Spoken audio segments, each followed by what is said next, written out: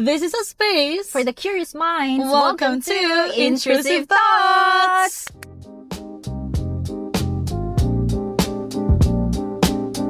So, Our new episode. yes! Andito tayo sa new setup din. Yeah, sa car. Kailangan namin Yes. mag-stay sa car. Marami tayong masyado nagiging location ngayon, pero okay lang. This is really just something na wherever space we can talk things, ayun, doon Yes. tayo. At saka galing kasi tayo sa school. Yeah, oo. And then, So, with work. ano talaga, medyo full pack yung day na to with many Correct. agenda. Oo. Marami tayong kaganapan. pinag-usapan, marami tayong narinig na wisdom. So And true. of course, because of that, yung intrusive thoughts natin, and then the word what if. You know what? I searched last night. Siyempre, di ako makatulog. Tinignan ko kung ano ba yung pagkakatulad ng what if and intrusive thoughts. Hindi ka makatulog, ay nagawa. So, Nag-isip pa lalo. ang sabi, they have similarities. Nice. Yung what if at saka yung intrusive thoughts. Yung, kasi pareho silang bumabalik sa isip mo. Palagi mo siyang iniisip. Right. Kaya sometimes, they associate yung intrusive thought doon sa mga what if natin sa life. Kasi pabalik-balik siya. And today, may what if tayo, no? Yes. Ay sabi ko, what if i-intrusive thoughts na natin ito? What if ituloy na Oo. natin? And we were talking a while ago kung ano yung papag-usapan natin and ano yung suggestion mo dun sa mga thoughts natin. Talking about grief. Mhm. Talking about grief and also yung parang relationships. Kasi, kumbaga, usapang death yung day natin ngayon. So, parang, yung mga what ifs mo Mhm. before, mawala ka sa mundong to. At the same time, yung relationships that are built throughout the years, diba? Those are the things. Friendships. Yeah, friendships na grabe, solid and all na. Syempre tayo, nandito pa tayo sa stage na nandun pa yung friendship natin. And we witness people who have been through a lot, decades of friendship. And parang, wow, ang galing na na-sustain nila yung ganun, no? Exactly. Kanina nga, imagine 4 decades of Yeah. friendship. And in 2018 tayo nag-meet, di ba? Oo. So, 7 years. 7 years. Natagumpayan na natin yung relationship na yun. Yes. And while listening to speakers kanina, naisip ko na, si Grace, syempre si Tin, my friend kaming Tin ang pangalan. Sayang di natin siya kasama today. Gusto kong i-maintain yung ganong friendship na sana aabot din kami sa matagal. Na kapag isa sa amin mamamatay, someone would say na hindi lang relationship, hindi lang itong tao na itong nawala sa akin, but part of me because yung pinagdaanan nila. No, ganda, no? Ano kasi talagang nag-journey together. Yung kwento kanina was how they grew together. Yung ano nga, di ba? Yung parang they push each other. Competitive, pero they're actually pushing each other together. So parang ang galing ng ganong idea in the relationship that was built throughout the years. And now that one of them is gone, ang tendency din nga, part of you is gone as well, no? Parang a great part of you is gone. So parang, grabe yung ganong klaseng mga relationships that are built through time and challenges. They've been apart for so long and then magkasama. Alam mo yun, very, hindi high maintenance yung friendship, yung relationship, pero it came to a point na it was the most valuable relationship they had. And that's really nice. That's really good. So, ang dami nating pwedeng pag-usapan ngayon ng mga what ifs. Correct. And yung professor natin na namatay, no? Feeling ko wala siyang what if sa buhay. He lived well. Yeah, siguro nga. Oo. Nasulit niya yung life niya. Oo. Which is, naisip ko yung book na binabasa ko kay ni Mitch Albom. Yeah. Ang ganda nung topic na yun. Anong book yun? Tuesdays with Maury. Yeah. Okay. I read that. Si Maury, The professor, wala siyang what if sa life na ang gaan yung life niya nung malapit na siyang mamatay. And then isang question dun is, bakit ganun ka? And I think ang naaalala ko is nilive niya yung life niya to the fullest. Na kung halimbawa lang gusto mong tumulong ka. Kung gusto mong magmahal ka. So parang wala nang hesitations. Wala nang hesitation. Just do it. Binigay niya yung life niya.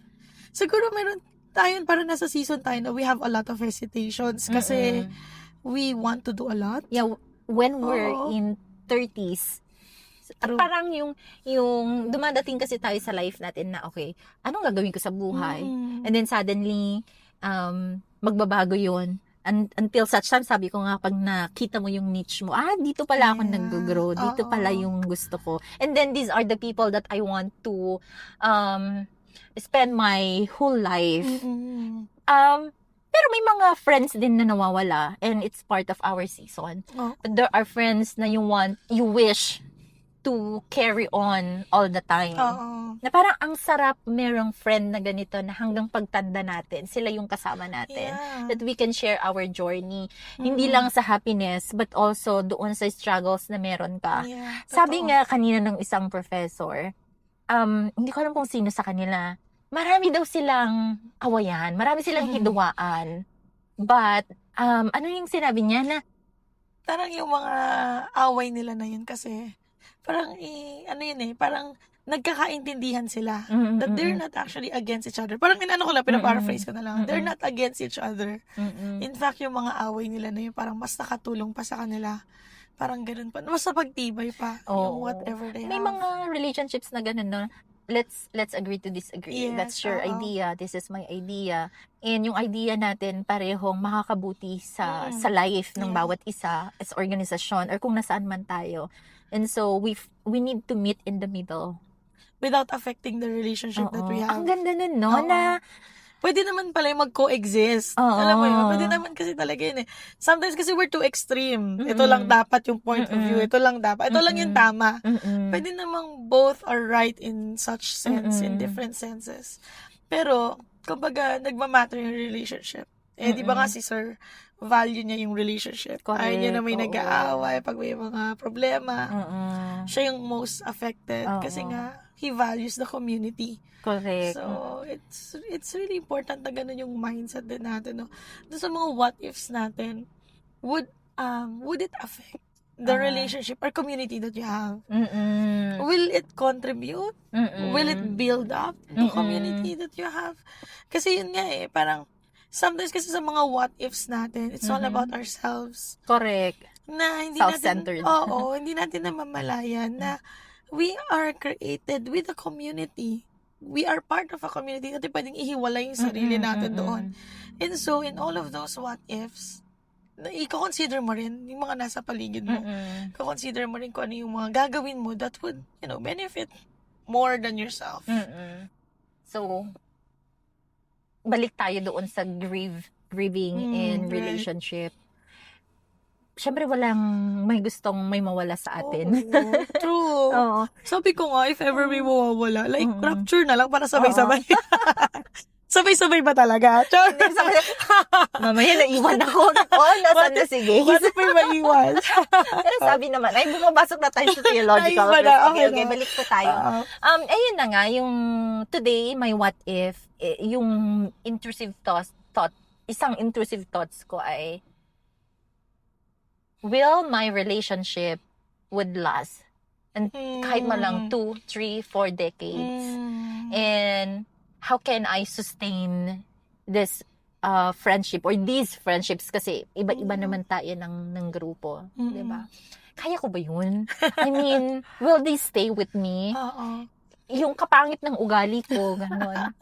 Will they love me still the same? Kapag may nagawa ba ako, kapag hindi ba nila ako naintindihan, would they love me? Will they stay? So, dun ako kanina na iiyak na, wow, 4 decades. How I wish I have that kind of friends or friendship. Kasi yung mga friends ko nung grade school ako, may mga asawa na kasi sila. So, ako na lang yung walang asawa. May mga anak na, gano'n. And, iba na yung kanilang journey. Iba na rin yung journey ko. Yung friends ko nung high school, iba din. Nung college, I was, irregular student ako. Siyempre, dahil irregular student ka, iba't iba yung nakakasama mo. Oo. But there are friends na nag-stay naman sa akin. And, halos, wala sila sa Pilipinas. Nasa ibang bansa sila. Tapos may mga anak na rin. And, church friends, and then master's friend. Yes. So, marami akong nagiging friend. And I want na yung longing ba na these people would stay forever. Yun. Gusto ko yung ganun. Kaya nga, sana naman si Gaze at saka si Tim mag-stay sila forever. Kahit yung dalawa na lang natira. Oo, kahit sila na lang natira. Of course, yung kaibigan ko sa Samgyupsal Beshies. Because, I love them. I had a thesis proposal defense, and one of my friends doon sa group na yun, she was chatting me and cheering on me. Yeah. Also, yung friend ko sa church. So, few Sila friends din are yung mga group na okay. you are comfortable with. Okay lang na, hindi mo naman kailangan maraming friends. Yeah. Few, but understand you is okay. Ganun talaga, di ba? When you come to age talaga, yung lumilit yung circle mo pero yung circle na yun, yung mga crucial people in your life. Yun talaga yung mag-shape sa'yo. Sila na talaga yung parang solid mo na to. Parang ganun. And you don't wanna lose that kind of friendship, that kind of community built. Sayang kasi. Ako naman yung what if ko kanina while I was listening to the messages was, what if? Negative to daw. Ayun naman daw ang intrusive thought. Yun na. Negative. What if hindi ganito yung mga sabihin ng tao tungkol sa akin when I'm gone? Yung ganon. What if wala akong nagawang impact? Parang may ganun akong thought kanina. Very pastoral.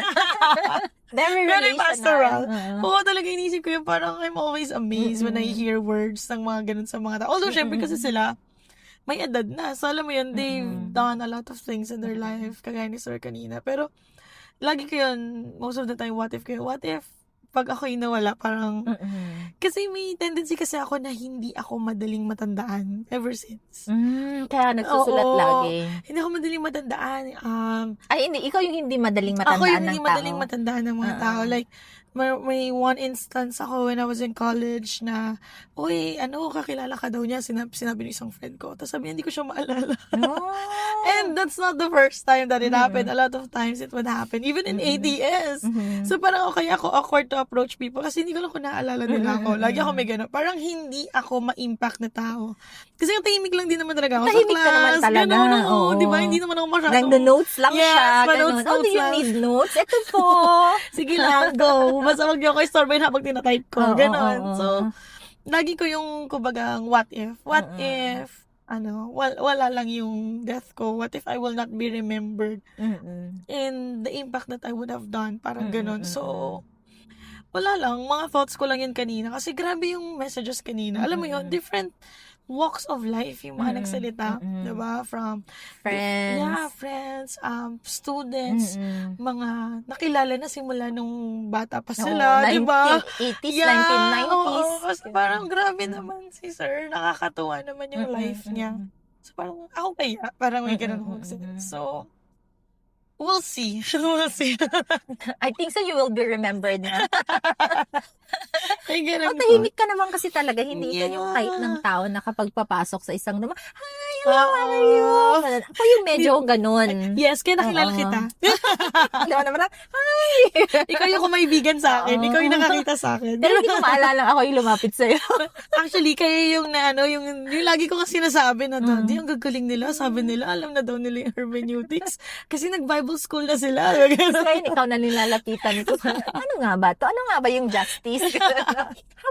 How would they define justice? Ganun. Biblical perspective. Ang dami nating what if, ang daming pwedeng makuha doon na ideas. And then also the support. Do I have that kind of support? Meron ba akong friend na katulad niya na kapag may pinagdaanan ako, would be willing to come to me, to journey with me. But of course, I thank you kasi nung naoperahan ako, ikaw yung unang pumunta sa akin. So, sinamahan mo ako. Unang nasamain ko nun. Ako si ate, wala siyang kasama dito sa Manila. Kaya kailangan ko pumunta. Ayun talaga nasamain ko. I treasure yung ganong friendship, yung experience. Kaya alam ko naman na maglalas tayo yung kaibigan. Parang naman. Oo, ninang na nga ako ng anak mo eh. Self-proclaimed, di ba? Self-proclaimed ninang. Yun. Ang dami nating take away. Naisip ko lang, siguro lagi tayo may reflection, di ba? What are we going to do now for us to maintain yung friendships not only one, but different circles na meron tayo. Pero of course, we have core, di ba? Yes. Ang go-to ko naman talaga ngayon, kayo ni Tin, at saka sila, friends ko The sa Beshies, Samgyupsal, yeah, sila Beshies. Sila naman yung go-to ko. But, ikaw yung mas madalas kong napagkwentuhan ng mga Kaya. malalalim na bagay. Mm. Yung mga rants, joys, Yes. even yung sample na may sinabi sa akin yung crew ng McDo, wala kang mapagkwentuhan. So, hello, tatawagan kita kasi wala akong Ba't kaya mapagkwentuhan. tumatawag si ate? Mga ganun ba? So, how are we going to cultivate the relationship that we have so that we can also have lasting relationships and decades of friendship? Oo nga. Diba, no? Paano kaya nila ginawa yun? O kasi parang sa akin, siguro, we cannot have the full say to it. We want that to last. Pero parang, di ba kasi yung kagaya ng mga experience natin in the past, may mga umalis na ng mga friends na you would want to stay sana, pero hindi. Parang wala tayong control over it. Siguro lang talaga siya, yung mutual understanding ba na we're friends, parang ganun, no matter what. Kumbaga, kung dumating man sa point na we won't talk every day, we know that we have a friend in each other. Yung ganung thought. Low-key friends. Oo, yung ganun. So parang, I think that's what's important, yung mutual understanding nyo. Kasi may mga friends tayo na parang, ay, hindi mo na siya friend talaga kasi wala na siya sa life mo. At parang dinetouch siya na yung sarili niya. Pero may mga friends tayo na Correct. who would come back and as if nothing happened. As if there's no years of gap, di ba? Na parang kahapon lang nakita. Yeah, oo. Parang ganun din kasi sila sir, di ba? Lagi nga daw nawawala si sir. Pero pag bumabalik siya, it's as if, parang hindi normal. matagal yung pagkakaiwalay. So, I think, yun yung importante. At saka yung proximity, they have the same field. Oo. Yeah. They're teaching, Oo and then the nga. community that they belong to, pare-pareho sila. Oo nga, right. Meron silang common. Common ground pa rin. Oo, na hindi tayo magkakasama, pero pare-pareho tayo ng ginagawa.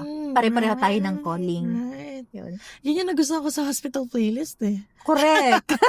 The friendship. Yeah. Pero that's not true daw in Korea. You know. Very ideal. Sabi sa akin yung mga nakakausap kong friends na apps, that's not true. Doctors in Korea are very busy. Wala silang time na wala sila. some gifts office. Exactly. Yun. Proximity, minsan naiisip ko, oversharing ba ako sa life? Kasi I tend to overshare. Pag comfortable ka siguro. Siguro din Oo, na. hindi naman sa lahat. Hindi naman sa lahat sa bagay. Naisip Careful ko, ka din eh. Careful na ako ngayon. Nagmamature naman tayo. Yes. So, iniisip ko na, okay, I will balance. Personally, when I talk to people, I will balance yung sinishare ko, the toxicity, and then the happy moments. Kasi not all the time naman na they will hear me ranting. Yeah. Diba? They want me to hear happy. Happy memories, happy experience. So, self-awareness ko yun na, hindi naman lahat dapat ng pagkakataon ang isi-share ko is the negative.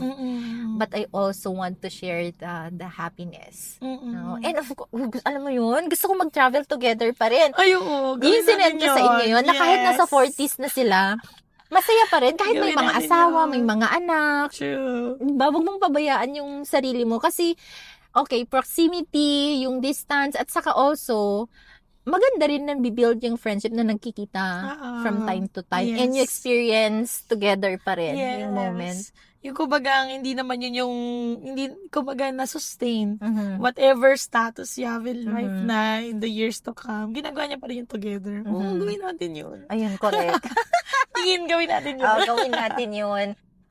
So, I think yun yung beauty in attending, ano bang tawag doon? Memorial service. Memorial service or a tribute. Yeah, tribute. Kasi nakikita natin na this person has lived his life to the fullest. And Sana tayo rin. it makes us dream na sana ako din. Yeah. I want to be that kind of person in the future na sabi mo nga May impact. may impact. Correct. And I'm happy na nakita ko rin yung mga friends And, Lagi nga daw nakikita na lang pagka ganyan. oo, pag may, Sana sa happy moments din. oh, exactly. Christmas party. Yun. I think yun lang yung gusto kong i-share for Yeah. today. How about you? Ako din naman yun lang. Mm-mm. Parang, siguro i-connect ko na lang doon sa impact, no? Mhm. Parang yung what if na yun. Siguro it's best din na, hindi mo, I think si Sir hindi naman niya inisip, paano ako magkakaroon ng impact sa mga taong to bago ako mawala. Mhm. I think, ginawa lang niya. Oo. He Ginawa just lang niya. obeyed. Yeah, he just and, did. Oo. Yung call sa kanya ni Lord, yung pinapagawa sa kanya ni Lord, ano man yung grupo na nasaan siya or whatever situation it was. So I think yun din, no, yung kailangan natin. Parang don't overthink it. Mhm. Just do it. Just share your life. Yeah. Sharing your life to other Yes, people. Right. Mhm. Yun lang. And Mm. then, whatever impact it may bring, Mhm. ano naman yun, parang si Lord na yung magre-reward dun in the Oo. end. Saka yun bang intention mo to do goodwill. Oo. Yeah, I will do this one Yes. because I want to I want to do it. I want to do it for the people, Yeah. for myself and for other people. Kasi when you're doing something good, it may sound selfish na okay, ay parang hindi na ginagawa mo ito kaya nafe-feel good ka. Mm-mm. It's not because I will do this for me to feel good, but you're doing this Because you feel good. pero hindi. Parang, kumbaga, Okay, magalit sa pakiramdam mo ginawa gawin mo yan. ito, ginawa mo ito, at ang Naturally, result nun ganun. ay na-feel good ka, happy Yes. ka. Hindi yung gagawin ko ito para maging Para- happy ako, yes, oo. kundi ginawa ko ito, Kaya, naging kaya happy happy ako. ako. Diba? Ang ganda rin nun. Yes. So, that's our what ifs and Yes. intrusive thoughts for today.